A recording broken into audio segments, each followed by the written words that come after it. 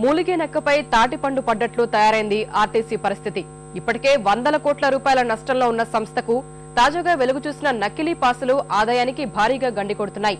అసలైన పాసులకు ఏమాత్రం తీసిపోని రీతిలో కొందరు నకిలీ పాసులు సృష్టించి దర్జాగా బస్సుల్లో తిరుగుతూ ఆర్టీసీని బురుడీ కొట్టిస్తున్నారు.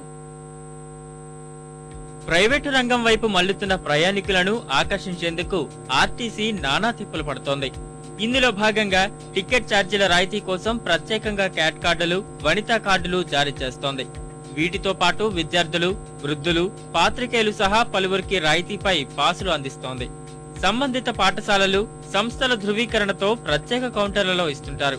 వీటిపై అక్రమార్కుల కన్ను పడింది. నకిలీ పాసులు తయారు చేసి ఆర్టీసీ బస్సుల్లో దర్జాగా ప్రయాణిస్తున్నారు. ఇటీవలే ఈ అక్రమాలను సిబ్బంది గుర్తించారు. దీంతో అప్రమత్తమైన RTC MD AK Khan vigilance సిబ్బందితో రాష్ట్ర వ్యాప్తంగా ప్రత్యేక తనిఖీలు చేపట్టారు. వారం రోజులుగా ప్రత్యేక బృందాలు జరిపిన తనిఖీల్లో భారీగా నకిలీ పాసులు బయటపడ్డాయి. బోగస్ కార్డులతో ప్రయాణిస్తున్న 30 మందిని అధికారులు పట్టుకున్నారు.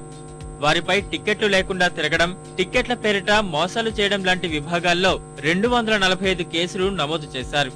వారి వద్ద నుంచి అధికారులు 13,231 రూపాయల జరిమానా వసూలు చేశారు.